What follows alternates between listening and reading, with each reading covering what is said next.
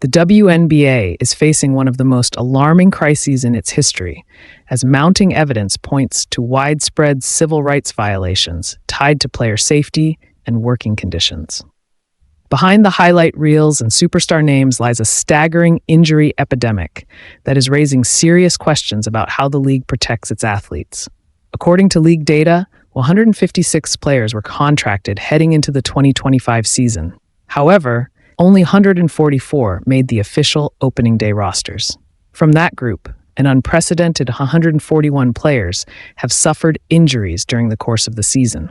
While some players, including Caitlin Clark, Brianna Stewart, and Sabrina Ionescu, sustained multiple injuries, the sheer scale of this crisis is impossible to ignore. The most verifiable count lists 77 unique injury reports this season.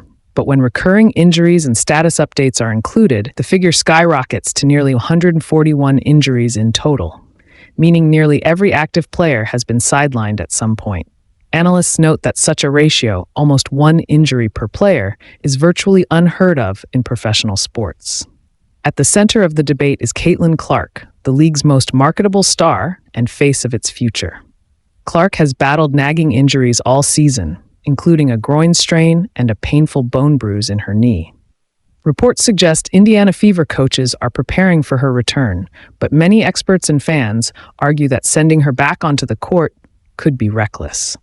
The Fever currently sit mid-pack in the standings, which sets up potential playoff matchups against powerhouses like the Las Vegas Aces, New York Liberty, or Atlanta Dream.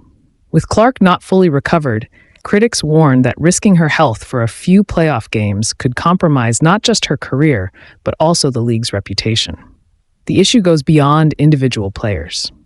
Labor experts warn that the WNBA's roster limitations, demanding travel schedules, and physical intensity may amount to systemic violations of players' civil rights. By failing to ensure safe working conditions, the league could be leaving itself vulnerable to lawsuits and regulatory investigations.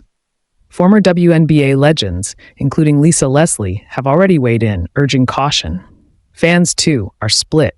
Some argue that Clark should return if healthy, noting her importance to the Fever's playoff hopes. Others insist her long-term health must come first. Groin injuries are tricky and can come back easily. The smart move is to protect her future, one fan commented. Adding to the urgency, at least 5 more injuries were reported just this past weekend, underscoring the league's inability to get the crisis under control. With nearly every team impacted, questions are mounting about whether WNBA Commissioner Kathy Engelbert will address the situation directly or risk allowing the controversy to explode into one of the biggest scandals in professional sports. What happens next could define the league's future. The WNBA must now decide.